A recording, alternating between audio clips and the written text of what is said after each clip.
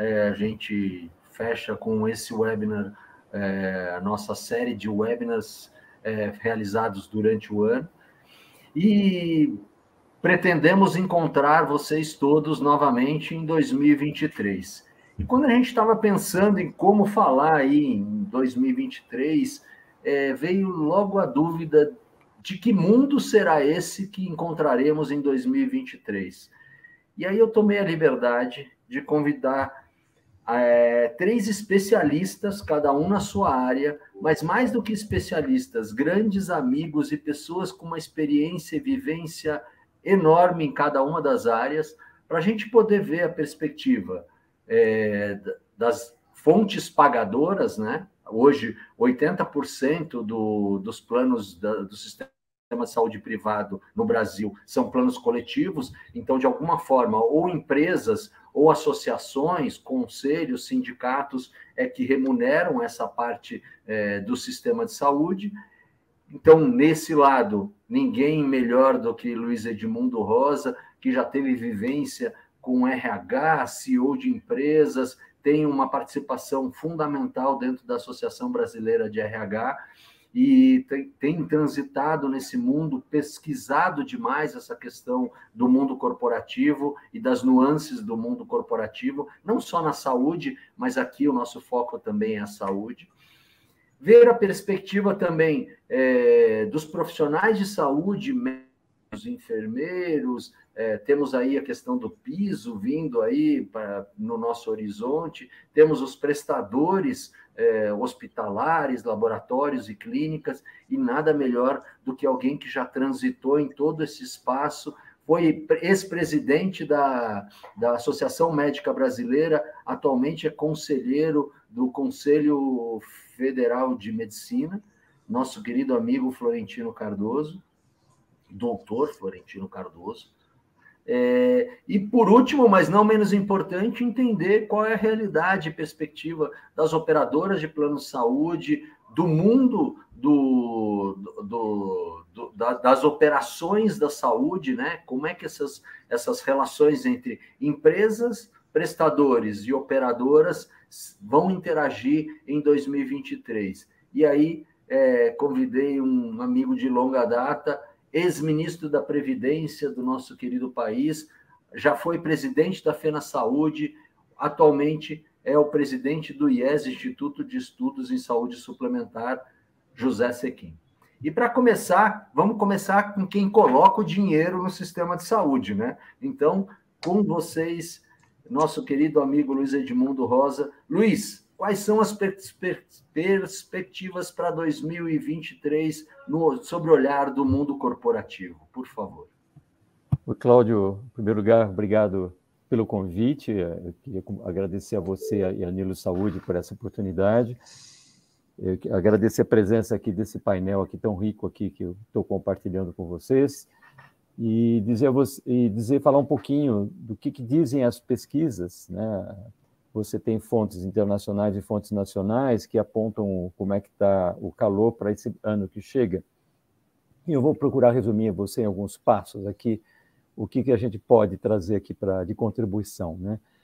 Como nós sabemos, a pandemia ainda oficialmente persiste, né? Como a OMS ainda não ainda declinou da existência da mesma, mas as atenções já se reduziram muito. Mas há uma grande herança de todo esse fenômeno que vivemos, que foi as empresas, né, estarem enfrentando, a partir disso, uma nova visão dos próprios trabalhadores, o que esperam do trabalho, né?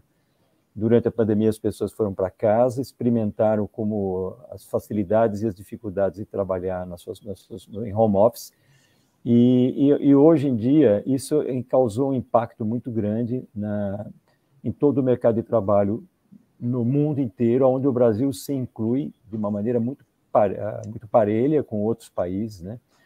E que lá fora se chamou, né, depois da pandemia, muitas empresas terem feito grandes demissões, agora são as pessoas que estão demitindo as empresas, ou seja, estão saindo, né, das empresas. Esse fenômeno é chamado de Big Quit, ou de Great Resignation, né? Essa palavra Great Resignation foi cunhada por um inglês chamado Anthony Klotz, da Universidade College de Londres, em maio do ano passado, em que ele se previa que, em um determinado momento, as pessoas, após pandemia, né, ou pós esses efeitos da pandemia, melhor dizendo, iriam ter uma outra visão do que era o trabalho e iam fazer novas exigências. Então, como é que se caracteriza esse mercado, né? Dependendo do país onde o emprego está muito agitado, como os Estados Unidos, né? Falava com pessoas na semana passada nos Estados Unidos, pessoas com 8, 10 propostas de emprego, elas podem escolher o que elas quiserem, né? Mas o mais importante é que isso gera uma enorme escassez de talentos em empresas, uma enorme necessidade de pessoas, e saúde é, sem dúvida alguma, um fator fundamental de atratividade, né? Não só de atratividade, mas como de retenção dos próprios talentos, né? E é interessante como as pessoas aprenderam a viver em casa e a viver em home office, especialmente, surgem demandas diferentes. Uma demanda que está na ponta, né, é o chamado child care. Os pais que, como estão trabalhando em casa, o que eles fazem com as crianças quando voltam da escola? Eles querem continuar trabalhando. Então, você precisa encontrar maneiras de você lidar com as crianças, já que em muitos países a jornada não é estendida em período integral, né?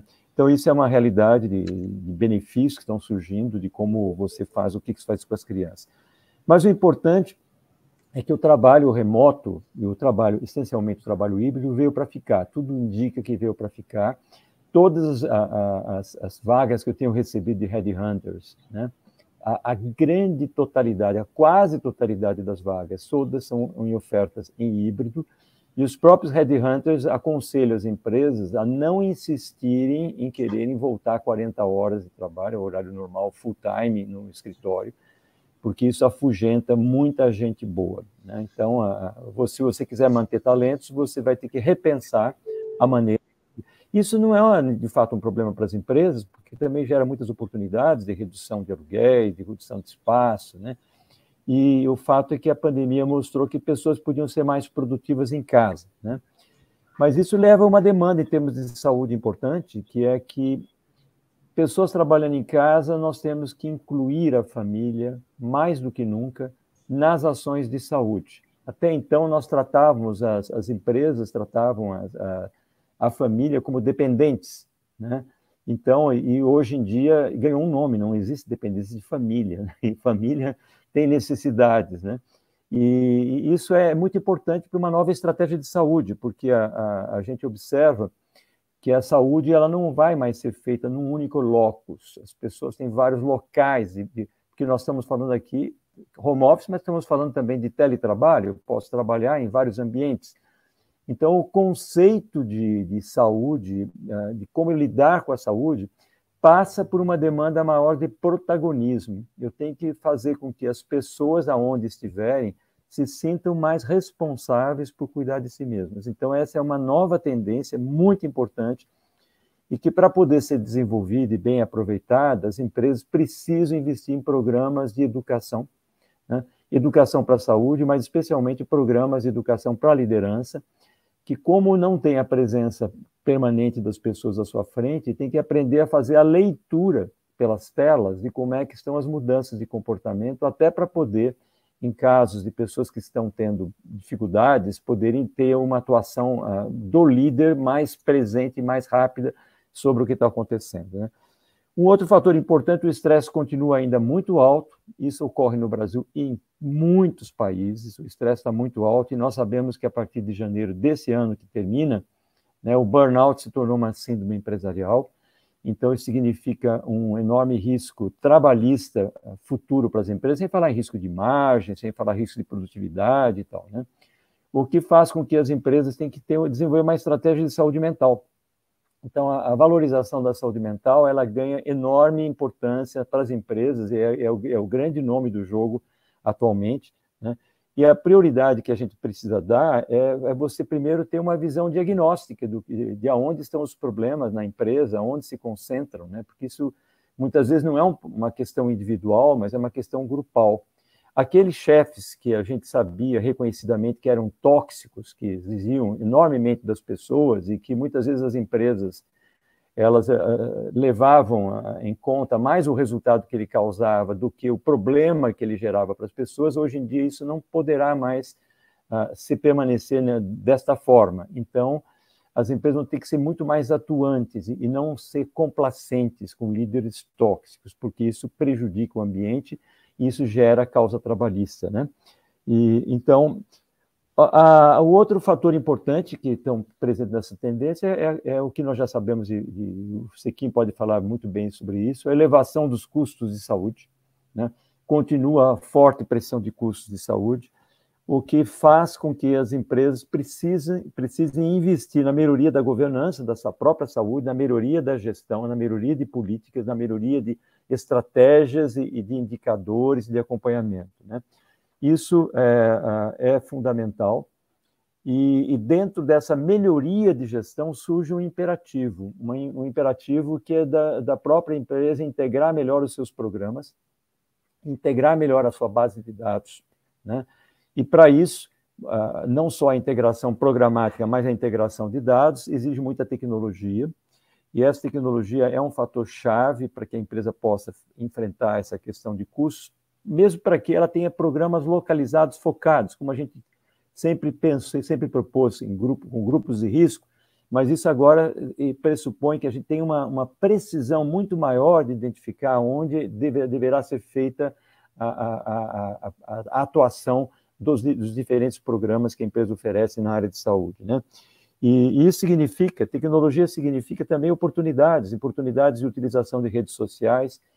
Muitas empresas têm alcançado enorme sucesso com gamificação, isso para promover a promoção da saúde, para melhorar a consciência, e eu falava em protagonismo da saúde das pessoas, envolvendo grupos, porque por meio de grupos a gamificação facilita muito a mudança de hábito, que é um grande desafio de RH, fazer com que as pessoas mudem hábitos para hábitos mais saudáveis, né? Então, esse Então, e nós estamos, cada vez mais, nós vamos estar vendo a utilização de inteligência artificial. Você já tem mecanismos que permitem a identificar pela própria tela, né, mudanças de comportamento via inteligência artificial de pessoas com quem nós conversamos normalmente. E com isso, com modelos preditivos, você predizer, né, possíveis riscos, né, de desequilíbrios na saúde mental, né, até de burnout. Então, tudo isso está à disposição, né, um grande pacote tecnológico que, para mim, fará parte cada vez mais da vida do RH. Então, essas são as grandes tendências que nós estamos passando. Então, acho que agora a gente pode pegar o enriquecimento, né, cada um no seu tema, para que esse grande tema do nosso painel aqui seja o melhor possível. Muito obrigado, Luiz. Acho que você trouxe temas aí bem polêmicos, atuais e futuros, dilemas e desafios que nós vamos encontrar. Alguns nós já temos encontrado, né? A gente ainda não tem solução para eles. Eu queria, antes de passar a palavra para os outros palestrantes, eu queria lembrar a todos, muito obrigado aí pela presença, que vocês podem fazer perguntas pelo chat aqui do lado, né? Só clicar aqui no chat e colocar a pergunta. Se quiserem direcionar a pergunta para alguém, já podem até colocar com a direção que vocês quiserem. A gente vai tentar responder a todas. As que a gente não conseguir responder, depois a gente vai transmitir aos palestrantes para que eles possam responder para vocês. E queria também já introduzir o primeiro inquérito. Como é que funciona esse inquérito?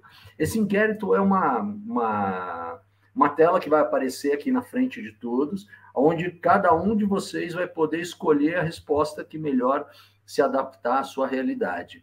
O primeiro inquérito que a gente traz é em relação às perspectivas 2022-2023. Em termos de desafios e oportunidades, aquilo que a gente encontrou em 2022, você espera que em 2023 seja igual, pior ou melhor? É só escolher uma das opções, colocar, depois no final a gente faz a leitura do resultado que apareceu para todos. Considerando os desafios e oportunidades, né? Aqui a gente tem que pensar em termos de desafios e oportunidades. E como a área médica foi muito citada na fala do Luiz, eu acho que a gente pode dar a réplica ou a tréplica aqui do nosso amigo Florentino Cardoso, para tentar encontrar aí, dentro da área dos profissionais de saúde, médicos, enfermeiros, nutricionistas, psicólogos, toda a equipe médica e de profissionais de saúde, além dos serviços hospitalares, quais serão essas perspectivas, desafios para 2023 que estão no seu radar, Florentino? Por favor. Muito obrigado, Cláudio. Um prazer enorme. Boa tarde a todos. Sequinha, amigo querido também. Cláudio, Luiz Edmundo, muitíssimo prazer. Obrigado aí pelas suas explicações, observações iniciais brilhantes. Do ponto de vista dos profissionais de saúde, eu certamente vou enviesar muito porque sou médico, não é? Mas desde muito cedo, pela especialidade que escolhi, cirurgia oncológica, eu sou habituado a trabalhar em times.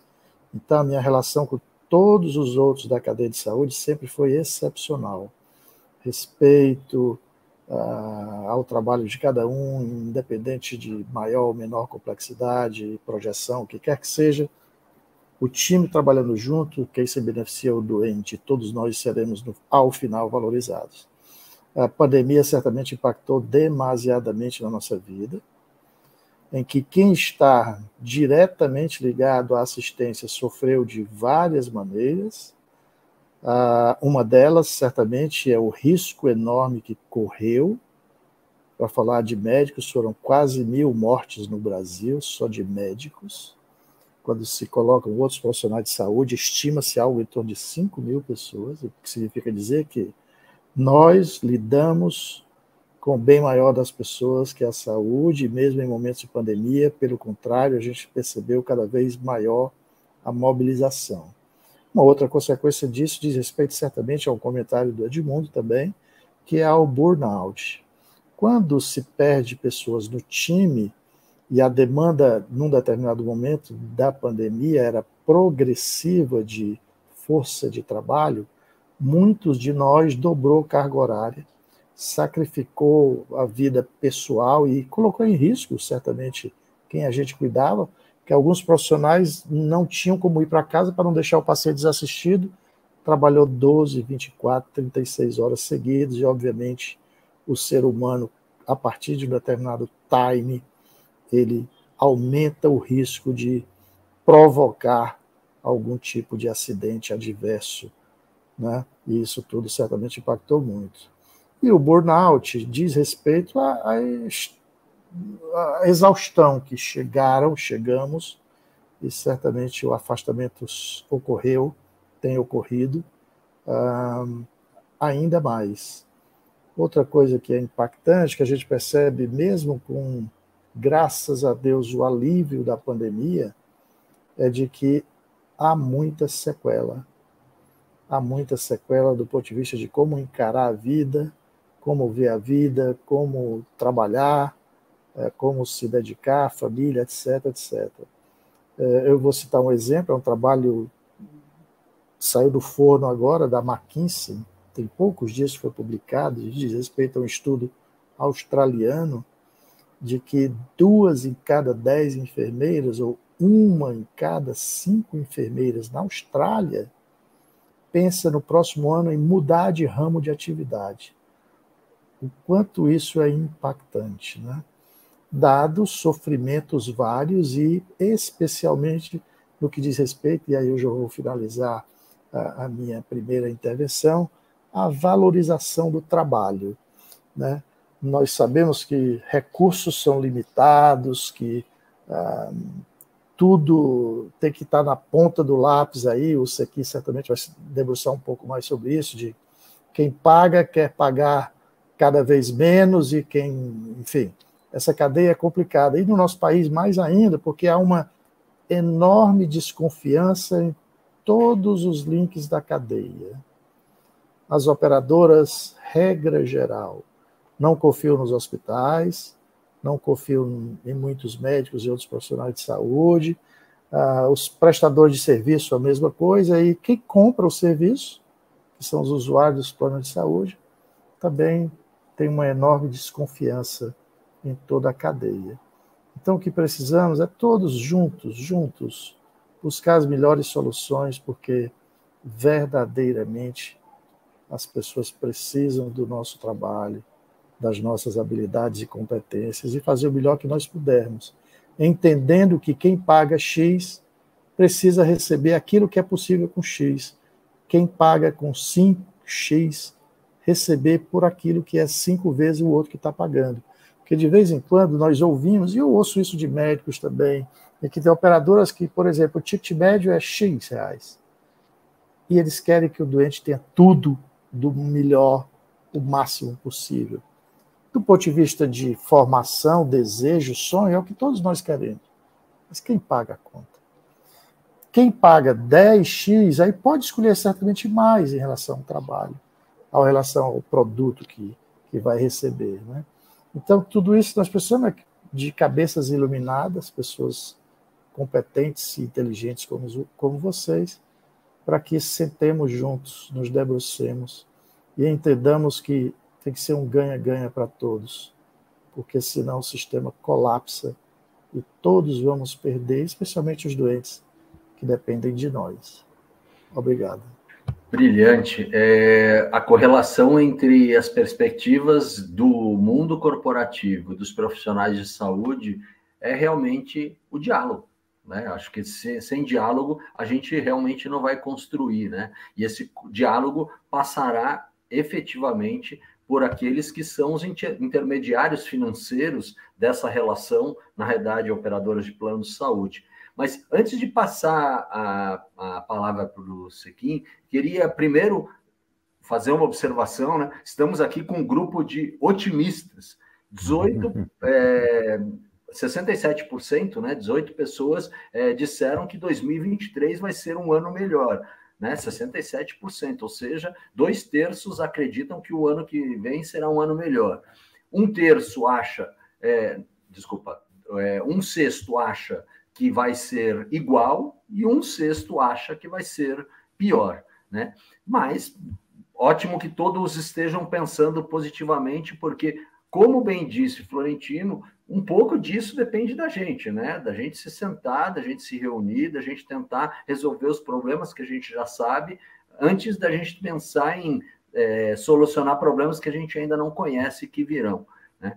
Eu queria, antes de passar a palavra, colocar o segundo inquérito aqui, né? E nesse segundo inquérito, a gente falou sobre perspectivas do que se espera, e para vocês que trabalham no sistema de saúde ou que trabalham em empresas, com relação a investimentos em tecnologia e soluções operacionais, em 2023, você planeja investir mais do que em 2022? Igual a 2022? Ou menos a segunda, a gente vai admitir que a segunda está escrito mais do que 2022, que é menos, tá? Então, a primeira é mais do que 2022, pedimos desculpas aí. A segunda, menos do que 2022. Ou terceira, vai continuar igual o nível de investimento em saúde. Respondido isso, passo a palavra a José Sequim, por favor. Cláudio, é um enorme prazer estar com você, te reencontrar. Quero te agradecer pelo convite, cumprimentá-lo, cumprimentar o Florentino Cardoso, já amigo de vários anos, é um grande prazer revê-lo também. E interagido bastante ultimamente, espero continuar interagindo, porque as propostas que você põe na mesa hoje são muito interessantes, muito importantes. Vamos abraçá-las e continuar, sempre com o diálogo, como lembra o Florentino. Eu vou fazer uma consideração um pouco mais geral, um pouco além do sistema de saúde propriamente dito e concluir na área de saúde. Queria falar um pouco sobre o quadro que vivemos nesse momento, o político-econômico, que ainda é um pouco incerto, menos do que um mês atrás, mas ainda temos alguma incerteza. Nós sabemos que a ênfase será muito no social, por exemplo, isso é um dado, não há dúvida, mas ainda não sabemos quem será o ministério, quem vai conduzir a economia, a área de planejamento, se o estilo de governo vai ser muito mais parecido com o primeiro mandato do presidente Lula ou do segundo e de seu sucessor, da sua sucessora, da Dilma, o tratamento fiscal. que será dado, que política econômica vai ser seguida. Enfim, ainda temos um bom nível de incerteza. No entanto, como a maioria aqui expressou, sou também otimista, até porque, lembrando um escritor, embaixador americano, que me foge o nome nesse momento, dizia o seguinte, que ser otimista não ajuda em nada, mas ser pessimista atrapalha muito. Então, sejamos otimistas. Acho que é o que a enquete aqui revelou, que é muito importante. A pergunta importante que vem por trás dessa incerteza que vivemos hoje é como vai reagir o mercado? Quando se fala do mercado, é especialmente o investidor. Ele vai acreditar nesse otimismo que nós estamos expressando aqui e vai, portanto, investir, porque é isso que vai arrastar a economia, vai fazê-la crescer, se desenvolver, gerar rendas e tudo que a gente sabe que vem por trás disso. Eu temo que as perspectivas que nos são oferecidas é que a economia ainda tem um desempenho fraco. Portanto, embora o desemprego esteja caindo, e caiu bastante já, ele ainda é alto, na faixa dos 8%. E se não houver uma retomada importante da economia, o desemprego não cairá aos níveis que precisaríamos que caísse. E se não houver desemprego muito baixo, as rendas não aumentam. Elas ficarão nesse ritmo ruim que tivemos vivendo nos últimos anos. Isso tudo forma um cenário de fundo em que estão imersas as operadoras de saúde e as pessoas que compram planos. Para mim, isso mostra que continuaremos, sim, a ter um crescimento do número de beneficiários, mas será um crescimento modesto, igual que a gente observou desde julho de 2020, passados os 3 primeiros meses da pandemia. De então para cá, o número de beneficiários cresceu todos os meses, mas numa taxa anual de algo como 3%. Apenas não alcançamos ainda o pico do número de beneficiários alcançados em dezembro de 2014. Deveremos alcançar nos próximos 2 meses. Eu prevejo que vamos continuar crescendo em beneficiários nesse ritmo aí de 2 a 3, 3,5% ao ano, sem grande crescimento econômico e, portanto, das rendas que permitiriam que esse ritmo fosse retomado de forma assim mais intensa. Claro, como bem lembrou Florentino, nós desejamos do melhor, sempre, mas nem sempre o nosso bolso alcança o melhor. Então, aqui temos um problema de escolha que não é muito fácil, é bastante difícil. Como acomodar o desejo de acesso às melhores tecnologias que existem no mundo com a capacidade de pagamento que temos. Quando não estamos doentes, Florentino deve saber muito bem disso, e Cláudio também, nós reclamamos do preço.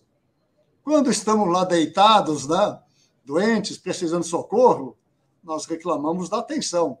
E nem lembramos o quanto pagamos pelo plano de saúde. E queremos o melhor. E queremos sempre o melhor. É razoável, isso é típico do ser humano. Mas nós precisamos nos conscientizar que as coisas custam e que alguém sempre está pagando. Normalmente, a expectativa de muita gente é a operadora é rica, é bilionária, ela pode pagar. Mas precisamos lembrar que cada tostão que a operadora tem, ela o tirou, ou recebeu, né? Ela não tirou, ela recebeu de outro, na forma de pagamento das mensalidades. É só isso que ela tem. Ela tem contas a pagar. Ela vai buscar o dinheiro que será necessário para pagar essas contas. E quando ela busca esse dinheiro, ela pede para as empresas, põe na mesa de negociação, às vezes um reajuste que assusta, mas que é certamente o necessário para pagar as despesas. Ela põe esse índice alto, não porque ela é má, ela seja sádica, porque ela precisa para poder pagar as contas. Enquanto as despesas com saúde, bem lembrado aqui, continuarem crescendo nos ritmos que a gente veio observando nos últimos, eu diria, 10 anos, não há como as mensalidades não acompanharem, não crescerem no mesmo ritmo. Eu olho aqui para o longo prazo e o curto prazo, nesse aumento de despesas. No longo prazo, tem dois fatores que atuam no aumento das despesas. Um é o envelhecimento, que está procedendo de forma muito rápida no Brasil. Com o envelhecimento, a gente tem mais doenças. Eu não acho que é a idade que traz as doenças, mas, como bem lembrado aqui pelo Luiz Edmundo, são nossos hábitos que criam a doença em nós, que se manifesta depois de anos cultivando hábitos inadequados. Se manifesta, portanto, quando já somos idosos. E, por isso, a associação entre envelhecimento com maior custo de saúde. O outro é esse desejo que temos de ter acesso ao melhor. Esse melhor custa muito caro. A tecnologia é muito cara. Essa, então, no longo prazo, é a grande promotora do crescimento das despesas. Muita gente não entende esse fato e acha que eu estou falando absurdo, inclusive colegas acadêmicos. Eu não vou entrar nessa discussão porque é longa e eu tomaria o tempo de todos aqui para colocar esses temas em debate. Então, para concluir, não vejo cenário muito próspero. Sou otimista. Iremos crescer lentamente. Se tivermos adotado as políticas corretas, o Brasil tem um potencial gigantesco para crescer muito. E, portanto, também o número de pessoas assistidas pelos planos de saúde. Só nos resta torcer para que nossos governantes tenham juízo e adotem as políticas corretas que promovam esse desenvolvimento e permitam que realizemos esse gigantesco potencial que o Brasil tem, que, por enquanto, lamentavelmente, dormiu em berço esplêndido. Muito obrigado, Cláudio. A gente usaria até a terminologia Oxalá nessa sua fala, né? Oxalá cabe bem aí dentro dessa sua fala, porque já comecei a sentir aqui que foi só elogiar, as pessoas já começaram a colocar um pouco do otimismo no bolso aqui. A primeira pergunta teve 18% de pessoas otimistas, dizendo que 2023 vai ser melhor. A segunda, com relação aos investimentos, vão investir mais em 2023 do que investiram em 2022. Apenas 58%, é mais da metade, mas é menos do que as pessoas otimistas com 2023. E eu já aproveito a terceira pergunta, a terceira enquete, para colocar a pergunta para vocês, porque até agora a gente olhou sempre com o olhar da câmera apontada para o futuro. Então, pegamos uma câmera e, sobre a nossa ótica, empresas, profissionais de saúde, operadoras do sistema de saúde, a gente olhou para o futuro. Agora a gente vai inverter essa câmera e vai botar essa câmera olhando para dentro de nós. Então, a pergunta que a enquete faz aqui, e eu vou fazer para vocês, é sobre o olhar das empresas, depois dos prestadores e depois das operadoras. A gente está pronto para 2023, com todos esses desafios que foram colocados? A gente tem uma possibilidade, com o olhar que a gente tem hoje, com os dilemas que a gente os desafios que a gente vai se deparar, a gente está preparado com as ferramentas certas para caminhar nesse futuro um pouquinho mais tranquilo, um pouquinho mais calmo? E começo com você, Edmundo. A gente tem... Nossa Senhora, eu joguei aqui... Já temos 100% por enquanto dizendo que não. Né? Eu já adianto que a enquete aqui colocou 100% dizendo que não. Mas, assim, nós temos condições, então, vou mudar a pergunta, né? Porque aqui já tem uma resposta quase pronta.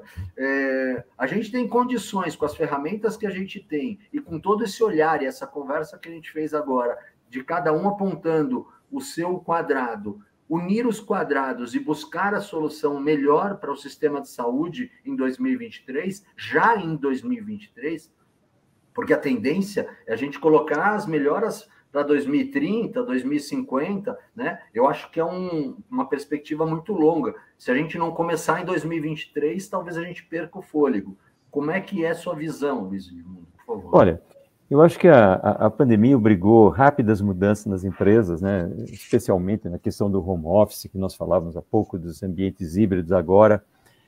E eu acho que está na hora das empresas olharem com muito carinho para reverem algumas estratégias, algumas práticas, porque na área de saúde a gente verifica ainda um enorme desperdício, né? Então, se existe uma palavra que ainda não mudou, é o volume do desperdício. E você constata nos próprios dados da própria ANS, que mesmo com praticamente, como dizia aqui o meu amigo Zé Sequin, né, com o mesmo número, inferior, aliás, a 2014, nós, de 2014 a 2019, nós continuamos ampliando de sobremaneira o número de exames, né, o número de consultas, né, sem que houvesse nenhuma justificativa, falando com dados pré-pandemia, né, porque a pandemia é uma exceção. Se você comparar com 2019, só o custo dos exames subiu 60%, o que significa que não há justificativa, o país não estava ainda na pandemia, não estava em guerra. Então, isso exige um olhar muito atento das empresas, porque o investimento em saúde tem que gerar saúde e não desperdício, né? Como dizia muito bem aqui o Florentino, a gente tem que trabalhar mais junto, né? E nós aqui, com o apoio do IES, o apoio da ASAP, né, que o Cláudio representa aqui como presidente da ASAP e o Sequin pelo IES, a gente tem em conjunto o programa da empresa saudável, né, que é uma proposta das empresas olharem quais as ações que elas podem fazer para atuar sobre as causas, né? Porque se eu não atuar sobre as causas, eu fico só enxugando o gelo do custo.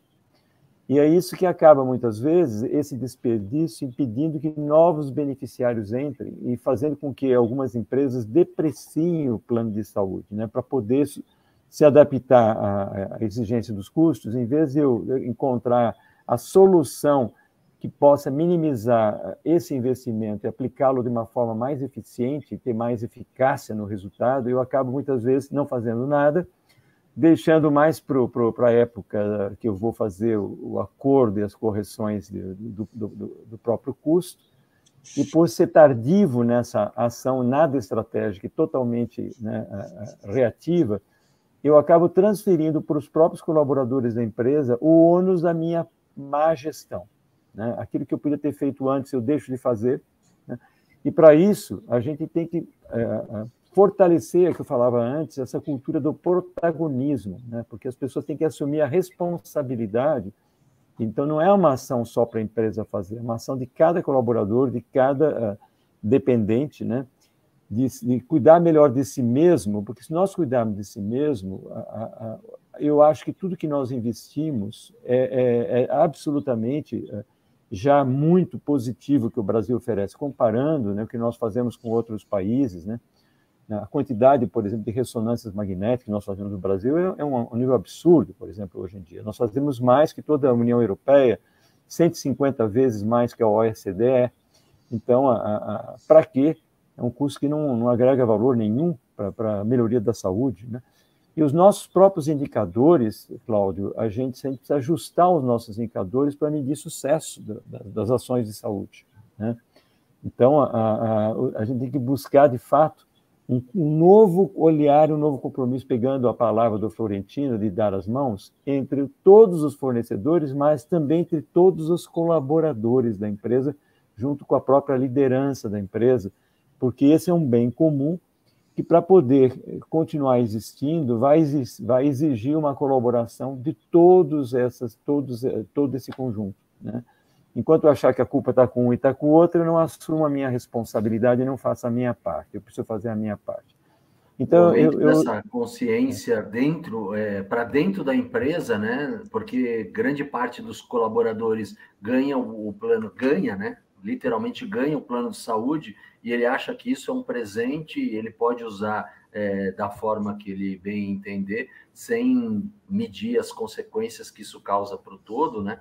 Isso eventualmente pode ser uma das tarefas que as empresas tenham que avançar no sentido de educar, né? Fazer esse papel, porque quando uma operadora de plano de saúde fala para o usuário, para o beneficiário, que ele tem que usar de forma consciente, ele vê isso como um cerceamento da liberdade da utilização dele. Mas se a empresa que está oferecendo o plano coloca isso como um critério de boa prática, de boa utilização, eventualmente isso pode mudar a cabeça do usuário. Eu queria pegar, inclusive, esse gancho para tentar trazer para o Florentino a questão dos modelos de remuneração, inclusive para o lado dos profissionais de saúde. Será que a gente, caminhando com essa perspectiva que o Luiz Edmundo trouxe para a gente, do diálogo, da conversa, da educação, do aculturamento, mas aderindo para os profissionais de saúde, para os prestadores,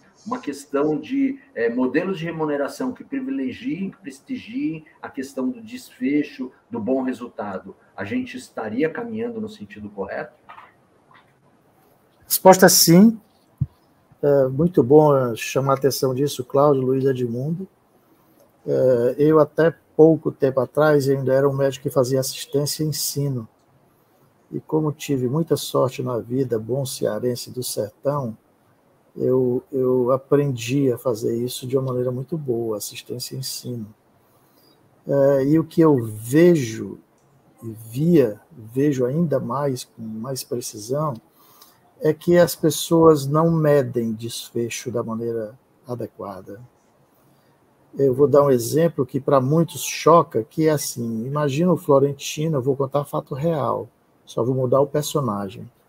O Florentino é um médico que fez cirurgia geral, não deu certo na cirurgia geral por N motivos, aí fez um curso de ultrassonografia, curso de 3 meses, uma parte dessa distância, comprou um aparelho desses de geração mais antiga, botou embaixo do braço, saiu fazendo ultrassom, e daqui a pouco está fazendo ultrassom em tudo que é lugar, em vários lugares, com um aparelho que não é bom, com o Florentino que não foi bem informado, e regra geral as operadoras pagam exatamente o mesmo valor para o Luiz Edmundo, que fez uma residência em radiologia e diagnóstico por imagem top, e usa um aparelho top, de vanguarda, última geração.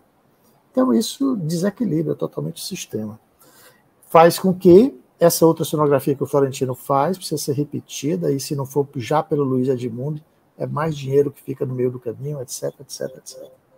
Então, há uma insensatez conhecida, mas que poucos têm medo de encarar.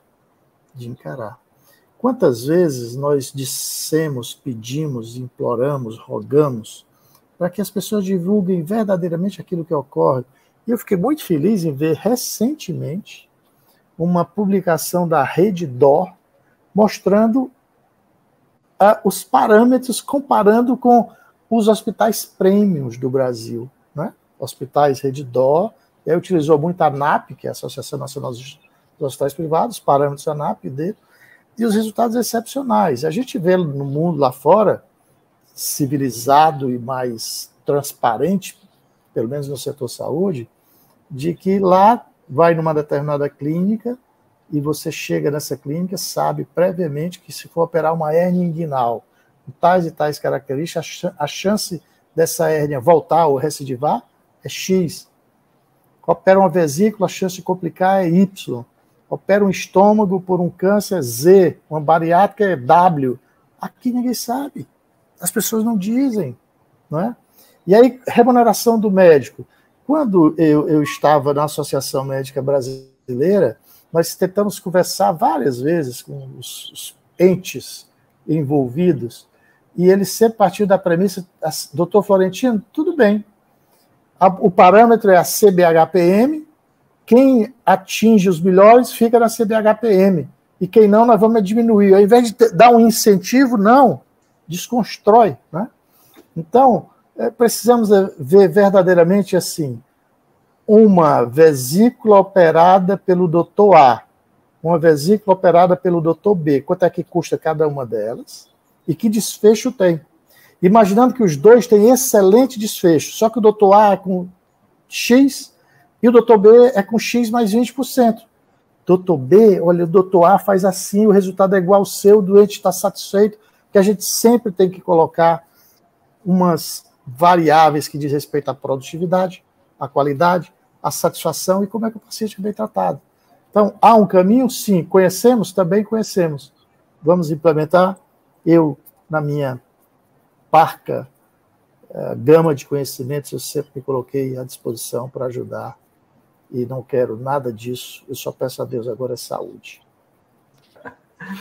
Olha, eu que participei de alguma das suas lutas, sei que você batalhou a boa batalha, como diria nosso querido amigo Dom Quixote de La Mancha, a boa batalha no sentido de buscar essa transparência, essa qualidade na entrega dos resultados como foco da remuneração. Porque o que a gente tem pensado muito é o seguinte: deixa eu pagar melhor para que as pessoas busquem uma melhor qualidade. Não.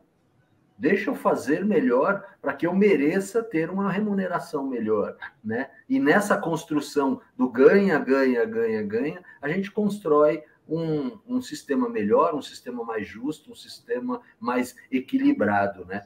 Mas eu sei que você batalhou bastante. E eu queria puxar esse lado das batalhas, né?